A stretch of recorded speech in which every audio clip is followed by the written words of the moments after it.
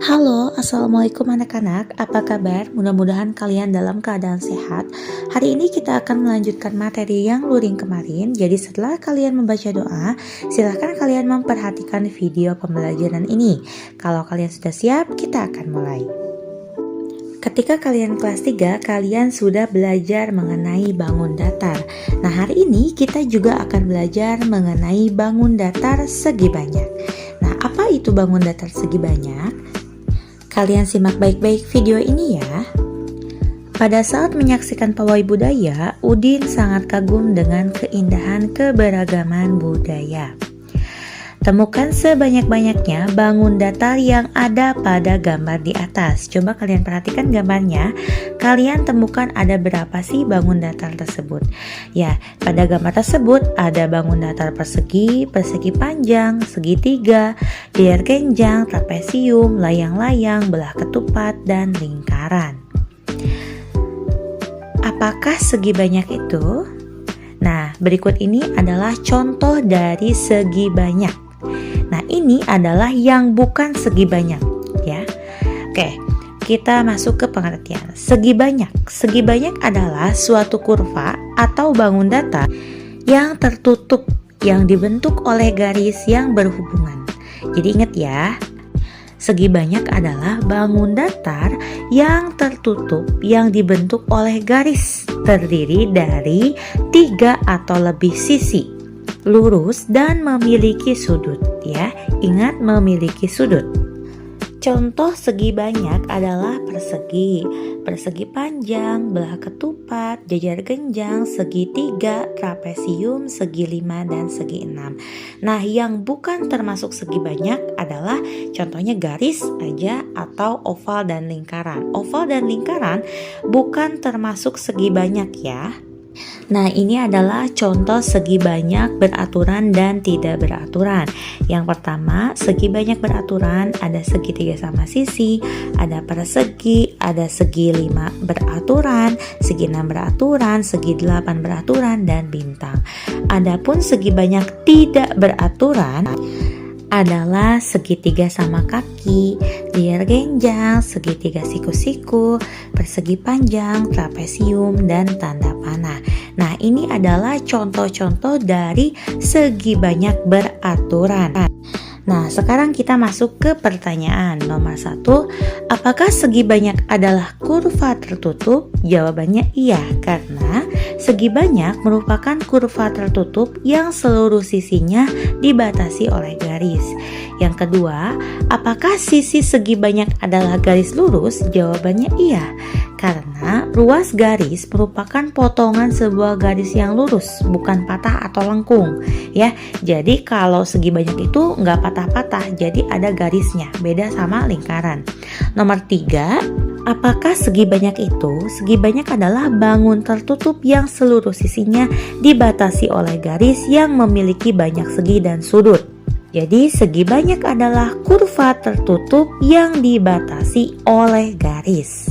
Nah, berdasarkan bangun datar yang kamu temukan pada gambar pawai budaya tadi di awal, kelompokkan mana yang termasuk segi banyak dan bukan segi banyak.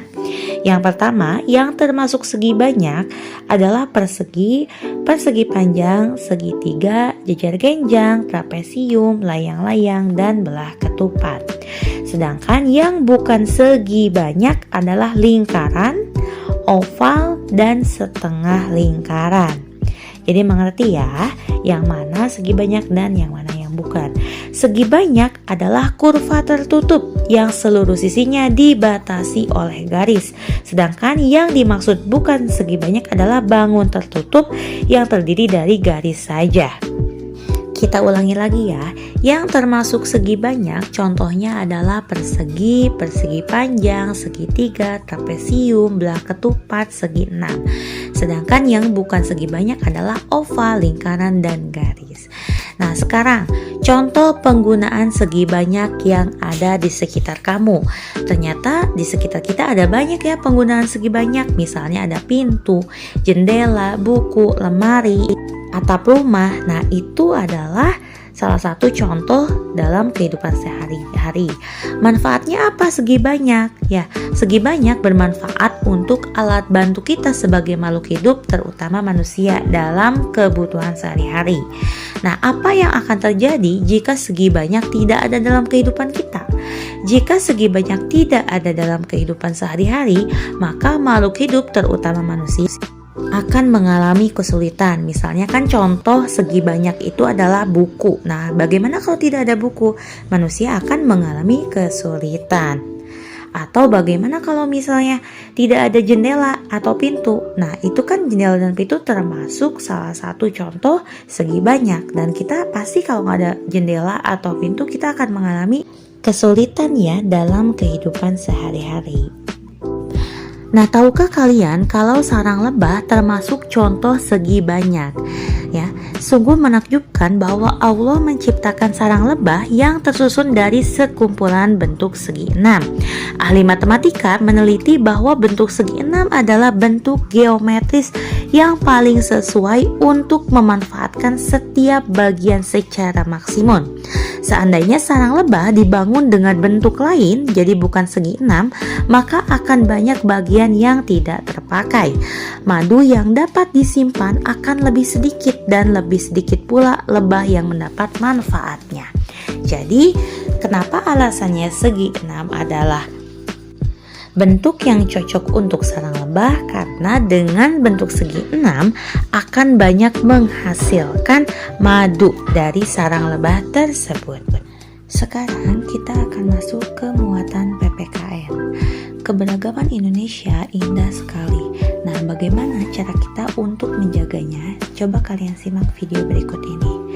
Pak Semi, Pak Encep, Pak Made, Pak Udin, dan Pak Nur tinggal di Kampung Babakan. Mereka berasal dari suku yang berbeda-beda. Mereka juga mempunyai kesukaan makanan yang berbeda-beda. Makanan kesukaan mereka adalah makanan khas daerahnya. Mereka juga sangat ahli dalam memainkan alat musik daerah masing-masing. Mereka menggunakan bahasa Indonesia sebagai alat bahasa sehari-hari, meskipun masih sangat terpengaruh dengan bahasa masing-masing. Contohnya, Pak Sami berasal dari Maluku, Pak Encep berasal dari Sunda, Pak Made berasal dari Bali, Pak Udin berasal dari Betawi, Pak Nur berasal dari Jawa. Nah, identifikasikan keberagaman berikut ini. Coba kalian perhatikan ya. Mari kita mengidentifikasi. Pak Semi berasal dari Maluku, Pak Encep berasal dari Jawa Barat, Pak Made berasal dari Bali, Pak Udin berasal dari DKI Jakarta, Pak Nur berasal dari Jawa Tengah. Pak Semi berbahasa Maluku, Pak Encep berbahasa Sunda, Pak Made karena dari Bali bahasanya Bali, Pak Udin karena berasal dari Jakarta bahasanya Betawi, dan Pak Nur bahasanya adalah Jawa. Sedangkan makanan tradisional Pak Semi yaitu gohu ikan, Pak Encep makanan tradisional kesukaannya adalah oncom, Pak Made makanan tradisional kesukaannya adalah ayam betutu, sedangkan Pak Udin makanan tradisionalnya adalah kerak telur, dan Pak Nur adalah getuk. Selanjutnya, Pak Semi alat musik tradisionalnya adalah tifa, Pak Encep adalah angklung karena dari Jawa Barat, Pak Made adalah cengceng, Pak Udin karena dari Jakarta berarti tehian, Pak Nur alat musik tradisionalnya adalah gamelan.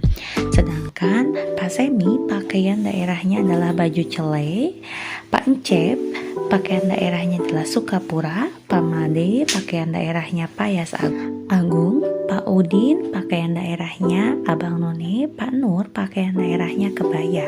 Sedangkan Pak Semi tarian daerahnya adalah Lenso Cakabalele, Pak Encep tarian daerahnya adalah Jaipong, Pak Made tarian daerahnya adalah Legong Kecak, Pak Udin tarian daerahnya adalah Ronggeng, Pak Nur tarian daerahnya adalah Bambangan Cakil. Sedangkan kebiasaan Pak Semi yaitu Kalwedo, kebiasaan Pak Encep dari Sunda bernama Serentaut, Pak Made kebiasaan dari Bali namanya Ngaben, Pak Udin kebiasaan dari Jakarta adalah Palang Pintu, dan Pak Nur kebiasaan dari Jawa adalah Mitoni. Nah, itu semua adalah contoh keberagaman budaya di Indonesia. Nah, setelah kalian mengamati video pembelajaran ini, coba kalian kerjakan. Yang pertama, apa yang dimaksud dengan segi banyak? 2. Apa contoh bangun datar segi banyak? 3. Yang bukan termasuk bangun datar segi banyak adalah? 4. Apa contoh benda segi banyak di kehidupan sehari-hari? 5. Apa manfaat segi banyak di kehidupan sehari-hari? Nah, kalian kerjakan soal ini di buku tulis ya. Tetap semangat semuanya. Wassalamualaikum.